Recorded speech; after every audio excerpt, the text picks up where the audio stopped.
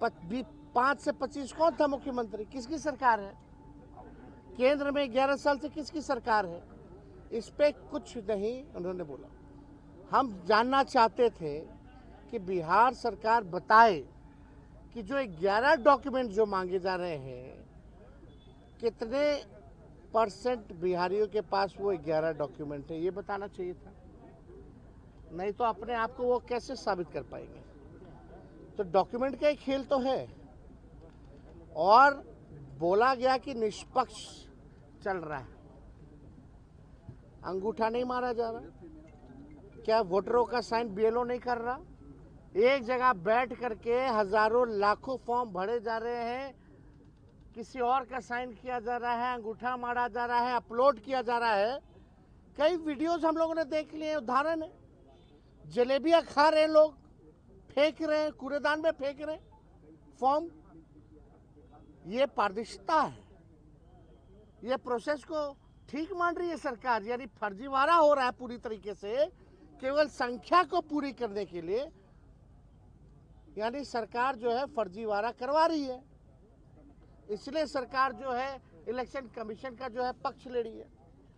अब भाई सम्राट चौधरी जी ने तो बिहार का प्लान ही रोक दिया और अपने ही सरकार पे सवाल खड़ा कर दिया, यानी नरेंद्र मोदी जी पर, भारत की सरकार पर सम्राट चौधरी जी ने सवाल खड़ा कर दिया। ये गवर्नमेंट ऑफ इंडिया का जवाब है राज्यसभा का, और ये 1/8/2024 का है।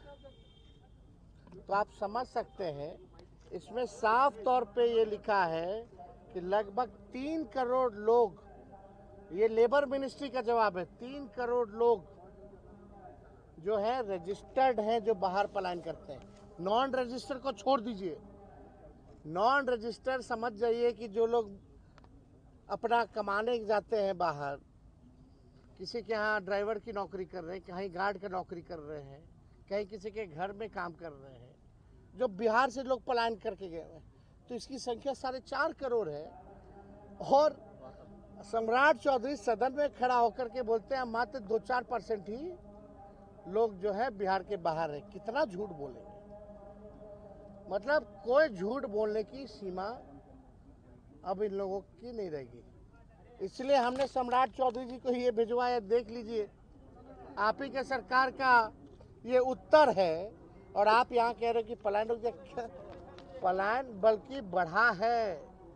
ये कॉपी भी हम लोग लगवा देंगे, सारी चीज़ें आप लोगों को भी मिल जाएगा आप लोग के व्हाट्सएप पे।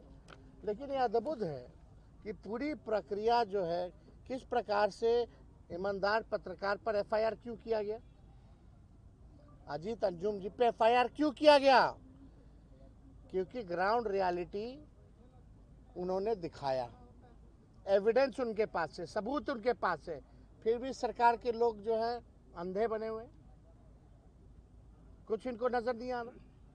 तो ग्राउंड रियलिटी क्या है आप समझ सकते हैं कि सरकार को पड़े ही नहीं है, मालूम ही नहीं कि ग्राउंड में क्या चल रहा है।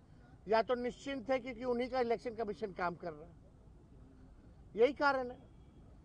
कोई उत्तर गोल गोल जलेबी छानना, अरे वो तो हर साल प्रक्रिया चलती है, नाम जोड़ना घटाना, मृत्यु जिसकी होगी तो हर साल जो प्रक्रिया चलती है। लेकिन जो पुनरीक्षण जो हुआ था हर चुनाव से पहले, और फरवरी में जो लिस्ट आई थी उसके बारे में तो चुप। जब फरवरी में आ गया तो इसकी क्या जरूरत पड़ गई अचानक से? ये तो सवाल उठता है, इसका भी कोई जवाब नहीं, डॉक्यूमेंट को लेकर के भी कोई जवाब नहीं। तो इन लोगों के पास कोई उत्तर नहीं था। जो इलेक्शन कमीशन प्रेस नोट भेज रहा था उसी बात को ये लोग दोहराने का काम कर रहे थे। विजय सिन्हा काफी नाराज दिख रहे हैं। नीतीश जी के मंत्रालय में कुछ ऐसे ऐसे मंत्री हैं जो बंदर की तरह कूदते रहते हैं ताकि हाईलाइट रहे, और उनका कोई काम तो है नहीं, केवल चेहरा चमकाना। ना 3 में ना 13 में बार बार कूद रहा आदमी, कोई मतलब है क्या? कोई बात है क्या उन लोगों के पास बोलने के लिए? तो कह रहे हैं कि हम मर्यादित रहते हैं। भाई पूरा प्रोसेस आप देखिएगा तो 9-10 महीने ही लगे। क्या डेटा एक दिन में रिलीज किया उन्होंने, या हम ही लोग ना भाई करवाएं?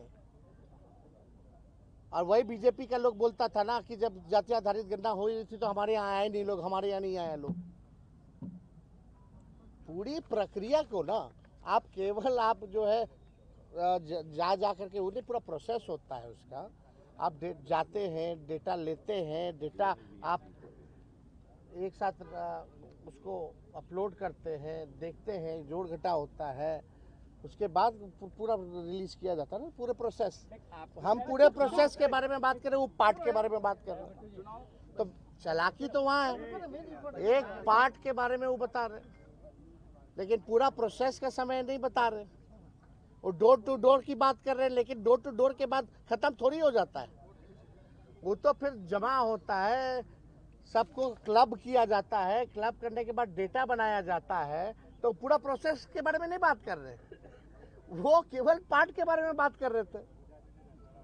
तो ये तो बेवकूफ, ये तो केवल बेवकूफ बनाने की बातें उन्होंने कही है और कुछ नहीं कहा। चुनाव का बहिष्कार को लेकर जो चर्चा है भाई जब एक बात स्पष्ट है, सब कुछ तय हो ही गया है कि भाई बेईमानी करना ही है, खुलेआम बेईमानी करना है, वोटर लिस्ट से लाखों का नाम काट देना है। और यही लाखों वोटर जो थे मोदी जी को वोट दिया, कई सरकारें चुनी, तब ठीक था। अब ये अचानक से गड़बड़ कहां से हो गया, यही तो सवाल पूछा जा रहा है। यानी सरकार के लोग आज खुद ही कह रहे थे कि भाई हम फर्जी चुन करके आए हैं और फिर से फर्जी चुन करके आएंगे। तो जब बेईमानी करना है तो हम लोग इस पे विचार कर सकते हैं बॉयकॉट करने का। दूसरे पार्टियों से भी आप बात कीजिएगा, दूसरे नेताओं से? हम सब दल के लोगों से बात करेंगे। महागठबंधन चुनाव का क्या मतलब रहेगा जब लोकतंत्र में जनता ही वोट नहीं देगी? चंडीगढ़ जैसा तुम लोग काम करोगे तो क्या मतलब रह जाएगा? तो हम लोग इस पे गंभीर होकर के चुनाव बहिष्कार पर चर्चा हम लोग कर सकते हैं। ये विकल्प हमारे पास खुला है। सुप्रीम कोर्ट में सुनवाई है तो होगा तो उसमें भी हम लोग पक्ष रखेंगे। सुप्रीम कोर्ट ने फटकार लगाया, इसके बारे में तो नहीं कहा। सुप्रीम कोर्ट ने आधार का सलाह दिया, इसके बारे में सरकार में विजय चौधरी वगैरह क्यों नहीं बोले कुछ? क्योंकि छुपाना है, बचाना है चुनाव आयोग को। मिले हुए लोग हैं ये लोग। Thank you. और अभी असली खेला तो 1 अगस्त के बाद ये लोग करेंगे।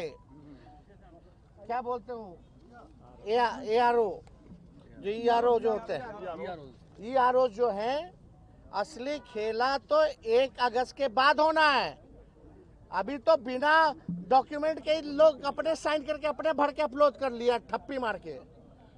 अभी 1 अगस्त के बाद असली चुनाव आयोग खेला खेलने जा रही है। हम लोगों की नजर है और हम लोगों के पास खुला विकल्प है। बेईमानी करना है, लोकतंत्र को तुम खत्म कर रहे हो, जनता का, गरीब का अधिकार छीन रहे हो, उसका अस्तित्व मिटा रहे हो, तो चुनाव का क्या मतलब है? ऐसे एक्सटेंशन दे दीजिए सरकार को।